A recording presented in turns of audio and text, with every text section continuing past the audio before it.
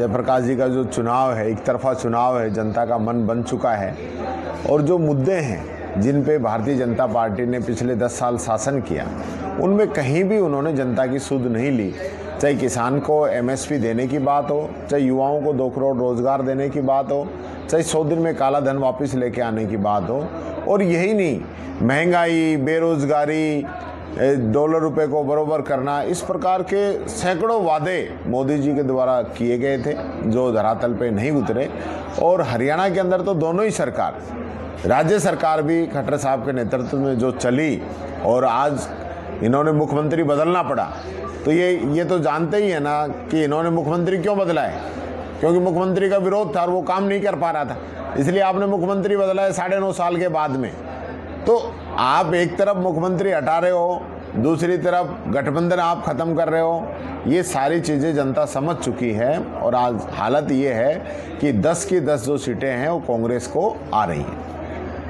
Sir, Chautala परिवार से 3 लोग खड़े हैं अलग अलग पार्टियों से, बीजेपी से, इनेलो से और जेजेपी से, तो कैसे देखते हैं आप? देखिए, मैं ये कहना चाहूँगा, ये तीनों अलग अलग से लड़ें चाहे तीनों एक साथ लड़ें, हिसार की जनता ने तय कर लिया है कि हमें भाई जेपी जी को जिताना है।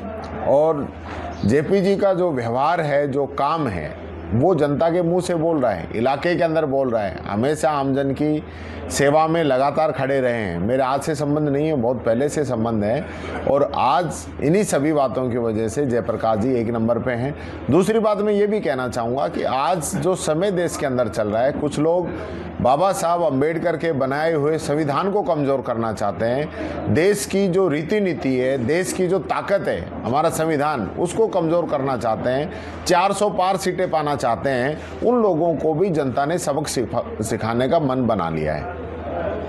ये मैं चैलेंज करता हूँ, ये 200 भी आ जाएं तो 400 पार की तो बात ही छोड़ दो।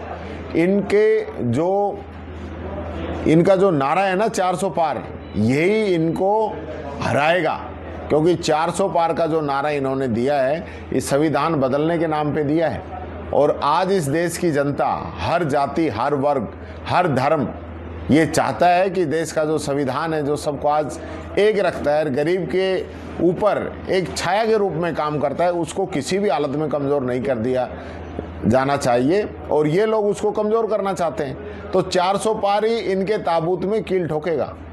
10 सीटें कांग्रेस की आएंगी।